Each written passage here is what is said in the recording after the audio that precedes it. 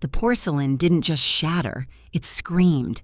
It was my grandmother's 1920s Ming-style vase, the one I had spent 3 months meticulously restoring after the Great Frost. Now, it lay in jagged white shards across the hardwood floor, crushed under the weight of a glossy, leather-bound folder. "This house is just a pile of bricks," Miranda, my brother Julian, laughed, his voice dripping with the kind of oily arrogance only a $2,000 suit can buy.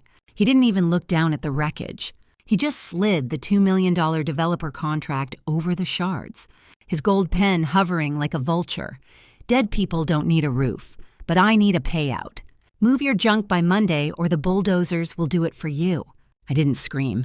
I didn't even flinch. I just stared at the red ink of his signature. Then up at the security camera I'd hidden in the crown molding. Julian thought he was signing my eviction notice. He had no idea he had just triggered a federal landmine. That would cost him every cent he didn't have. For 10 years, I lived as a ghost within these walls. A self-appointed sentinel guarding a sanctuary Julian had long ago scrubbed from his memory, while he was chasing the neon ghosts of Singapore and Dubai. Burning through our parents' early loans like they were tinder I was here. I was the one who learned the language of settling, foundations and the temperament of century-old plumbing. This house Silver Oak wasn't just real estate to me. It was a living, breathing diary of our lineage. I remember the winter of 18 when a nor'easter tore through the valley. The roof groaned under the weight of the sleet, and the local contractors laughed when I called. "Let it go, Miranda," they'd say. "It's a money pit." So I climbed the scaffolding myself. With frozen fingers and a heart hammering against my ribs, I hand-tapped the slate tiles back into place, whispering to the rafters as if they were my mother's brittle bones. Every cent of my architect's salary didn't go into a 401k or a vanity vehicle. It was funneled into specialized lime-wash reclaimed oak beams and the agonizingly slow restoration of the stained glass transom in the foyer. Julian's return wasn't a homecoming, it was an invasion. He arrived 2 weeks after the funeral, smelling of expensive gin and desperation. He didn't come to mourn the people who raised us. He came to autopsy the estate. I watched him pace the drawing room, not looking at the family portraits, but at the structural columns. He wasn't seeing the craftsmanship. He was calculating the square footage of a potential grand lobby. "You've stayed here too long, Miranda," he said, flicking a piece of dust off his cuff with a sneer. "You've turned into a dusty caretaker of a mausoleum. You're stagnant. This place is a stagnant asset." The cruelty of his words was a cold blade, but the logic behind them was even sharper. In the eyes of the law, or so he thought, we were equal heirs. Our parents, in their naive fairness, had left the deed to both of us. Julian saw a 50% stake as a license to kill. He saw my decade of labor as a hobby he was now putting an end to. He didn't understand that you don't own a house like Silver Oak, you serve it. And while I had been serving its history, Julian had been planning its execution. He spent the first week inviting consultants over men in sharp suits who didn't know the difference between load-bearing masonry and drywall.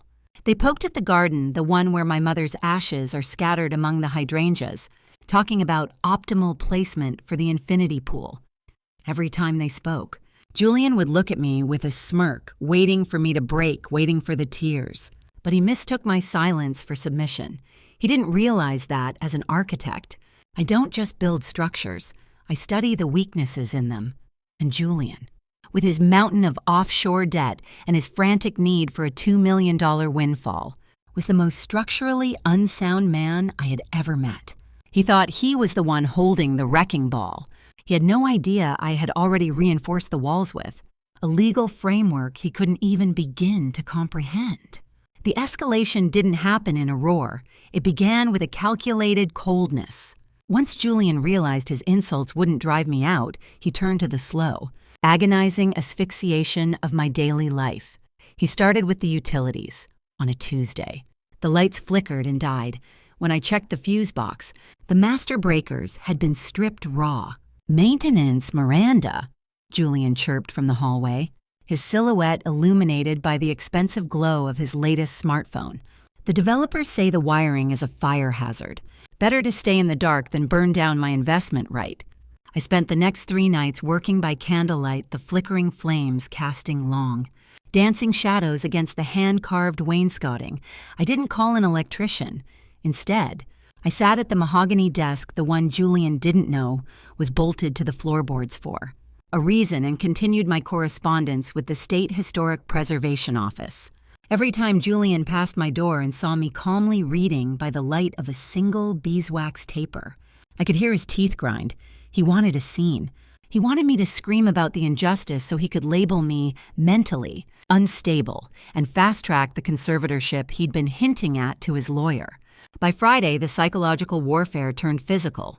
Julian hired a demolition prep crew, a group of burly men who smelled of stale cigarettes and indifference. They didn't start with the house. They started with the garden. My mother's sanctuary. I stood at the kitchen window, my knuckles white as I watched them drag a heavy-duty shredder toward the hydrangea bushes. These weren't just plants. They were the living tombstone of our mother. "Wait!" I called out, stepping onto the porch.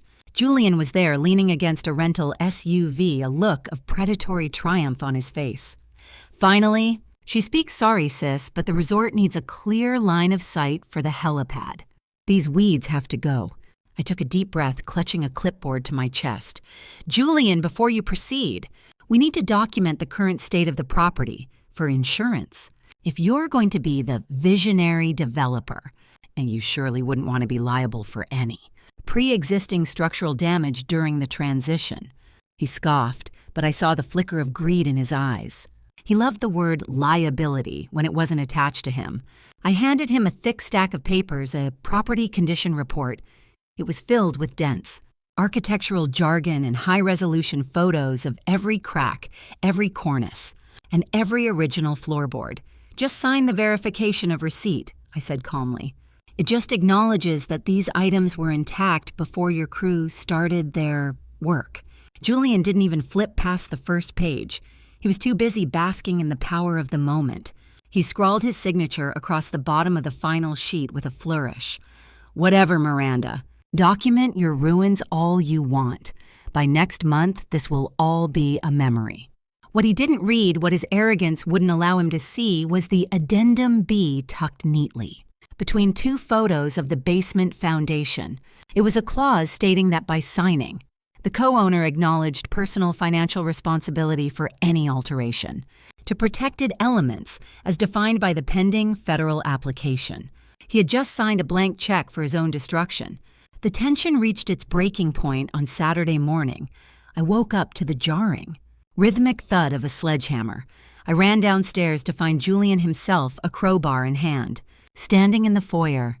He had already ripped a section of the stained glass transom.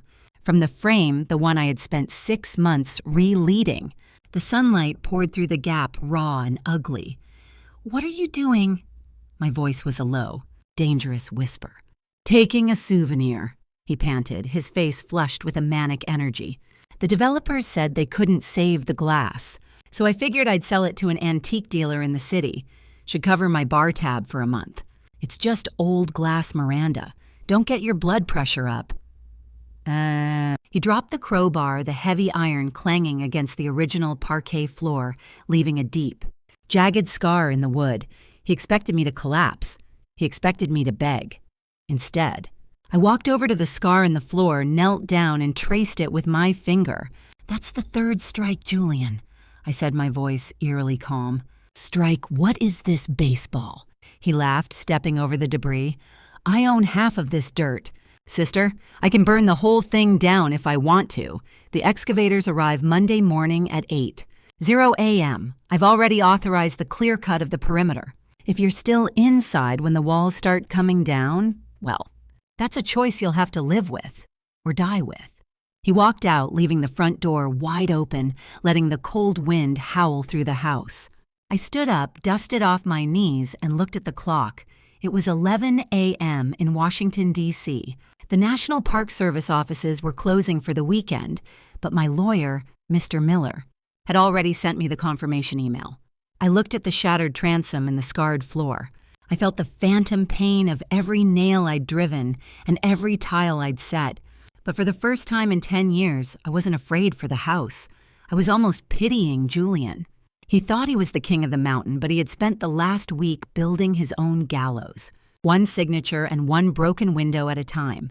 I went back to my room, blew out the candles, and slept the deep, peaceful sleep of a woman who knew exactly what the sunrise would bring.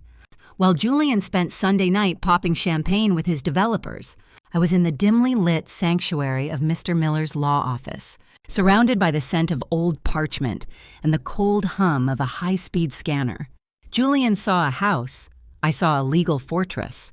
He saw a sister who was stagnant. I saw a strategist who had been playing a 10-year game of financial chess. He signed it Mr. Miller asked, peering over his spectacles at the property condition report I laid on his desk. With a flourish, I replied. He didn't even check the addendums. He was too intoxicated by his own perceived power, Sam. Mr. Miller shook his head, a grim smile touching his lips. He's a fool, Miranda. In the state of New York, and specifically under the preservation statutes we've leveraged, a co-owner who knowingly damages a property pending federal landmark. Status isn't just liable for repairs, they are subject to treble damages. That scar he put in the parquet floor, that's not a $500 fix, because it's a protected element. It requires a specialized restoration team from the city. That's a $15,000 line item, and he just multiplied it by 3. But the financial penalties were just the perimeter fence. The real trap was the easement of access. 10 years ago, when our parents' estate was a mess of unpaid taxes and looming foreclosures, Julian was too busy finding himself in Europe to answer my calls. I didn't just work 3 jobs to keep the roof on. I worked to buy the ground. Our ancestral home sat on 10 acres, but the only road connecting the house to the main highway was a separate, narrow half-acre strip of land, due to a surveying error from the 1950s. That strip wasn't part of the main deed. When the bank threatened to seize it for back taxes in 2016, I didn't tell Julian. I used my entire inheritance from our grandmother to buy that strip of land under a private LLC, the Silver Oak Preservation Trust. The developers think they have an easement, I whispered, looking at the topographical maps. They think they have a prescriptive easement, Miller corrected, but because you've been the one maintaining it, paying the liability insurance on it, and because Julian officially abandoned his residence here for more than 7 years. That right has evaporated. He owns the pile of bricks, Miranda. But you own the gate. You own the gravel. You own the very air they have to move through to get a single bulldozer onto that porch. I spent the rest of the night reviewing the final confirmation from the National Park Service. It was official. Silver Oak was no longer just a private residence. It was a National Historic Landmark. This designation brought with it a suite of federal protections that made Julian's resort contract look like a child's crayon drawing under the National Historic Preservation Act. Any project involving adverse effects to a landmark required a federal review process. That could take years, and Julian's contract had a time is of the essence clause.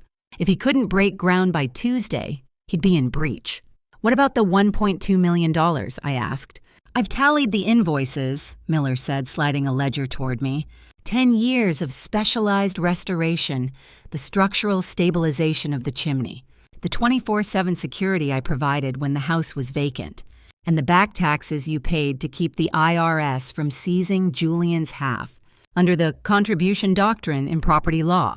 He owes you for half of every necessary expense to preserve the asset. Since he's now trying to liquidate the asset, all those debts are called due immediately, with interest and the treble damages for the vandalism he committed this week. The total is $1.28 million. I looked out the window at the rising sun. The pile of bricks was about to become the most expensive mistake of Julian's life. He thought he was throwing me out into the cold. He didn't realize that in my 10 years of silence. I hadn't just been a caretaker.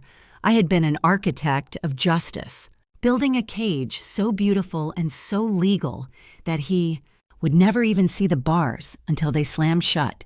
The clock struck 8 a.m., and the valley air was choked with the diesel growl of 2 massive excavators. Julian stood at the foot of the driveway, his chest puffed out like a peacock, holding a clipboard and shouting orders to a group of confused-looking men in hard hats. He looked like the king of a new empire. To me, he looked like a man standing on a trapdoor. I stepped onto the porch, clutching a single framed document. My movements were slow, deliberate. I took a sip of my tea, the steam rising in the cold morning air as Julian spotted me. He laughed, a jagged, ugly sound that cut through the engine noise. "Last chance, Miranda," he bellowed over the roar of the machinery.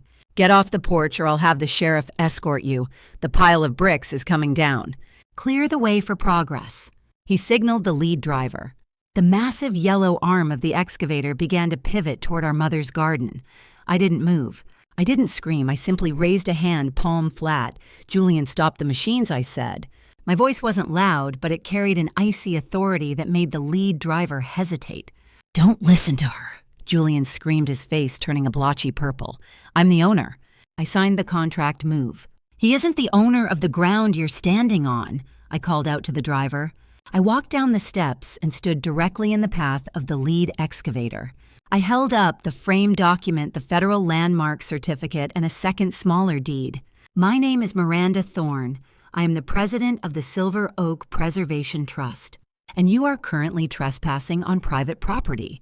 The engine sputtered and died as the drivers looked at each other. Julian stormed toward me, his expensive shoes kicking up gravel. "What the hell are you talking about? I own half this land." "You own half the house, Julian." "But you forgot to check the map," I said, my voice dropping to a whisper that felt like a razor. "The driveway, every inch of it, from the highway to this porch, belongs to my trust. You have no easement. You have no right of way. And as of 5 minutes ago, I've officially revoked your permission to use this road." "You're lying," he hissed, snatching the papers from my hand. His eyes scanned the deed, then the landmark certificate. His face began to drain of color, turning a sickly ashen gray. "It's a federal landmark, Julian," I continued, stepping closer until I could smell the stale gin on his breath. "Under the National Historic Preservation Act, your resort contract is now a pile of scrap paper. You can't move a single stone without a 5-year federal review. And since you've already vandalized protected elements like the transom and the flooring, well, that's where this comes in." I handed him a third document, the invoice from Mr. Miller's office. $1.28 million, Julian. That's your half of 10 years of specialized restoration. Back taxes I paid to keep the IRS off your back. And treble damages for the destruction you caused this week. Your resort developers just found out about the landmark status. They've already sent a notice of breach to your email. You don't just owe me, Julian. You owe them for the failed project. You didn't sell a gold mine. You sold a federal museum you don't even have a key for. The silence that followed was deafening. The pile of bricks stood tall and silent behind me, a fortress Julian could no longer touch. He looked at the excavators, then at the bill in his hand, and finally at me. For the first time in his life, the arrogance was gone. There was only the hollow, terrified look of a man who realized he had just destroyed himself to spite a ghost. "You're not even fit to shine our mother's shoes, Julian," I said, echoing the words he'd used to mock me just days before. "But don't worry. I'll make sure the museum has a small exhibit on the man who tried to destroy it. It'll be in the basement, next to the furnace." The aftermath was a symphony of falling dominoes. By noon, the excavators had retreated, their heavy treads leaving scars on the road I now officially controlled. By sunset, Julian was gone. The resort developers didn't just cancel the contract. They filed a bad faith lawsuit against him for $500,000 in wasted mobilization costs. Between their lawsuit and my $1.28 million lien, Julian's 50% share of the property became a financial anchor. He couldn't sell it. He couldn't live in it, and he certainly couldn't pay for it. A month later, I bought his half of the estate for a single dollar at a court-ordered auction. He had no choice but to sign, as he stood in the foyer, clutching a cheap suitcase the $2,000 suits long ago sold to cover. His legal retainers, he looked at the repaired stained glass transom.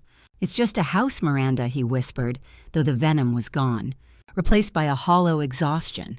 "You've spent your whole life for a pile of bricks that can't love you back." I looked at the light filtering through the glass, painting the floor in shades of amethyst and gold. "It's not just a house, Julian, it's a promise. And unlike you, it's a promise I intended to keep." I closed the heavy oak door on him, the click of the lock echoing through the hall like a final period at the end of a long, painful sentence. Silver Oak was finally silent, finally safe. Moral question: he wanted to build a luxury future on the ruins of our mother's memories. I chose to turn those memories into an unbreakable fortress. If your own blood tried to sell your legacy for a paycheck, would you let the walls crumble? Or would you find the legal stones to bury them underneath?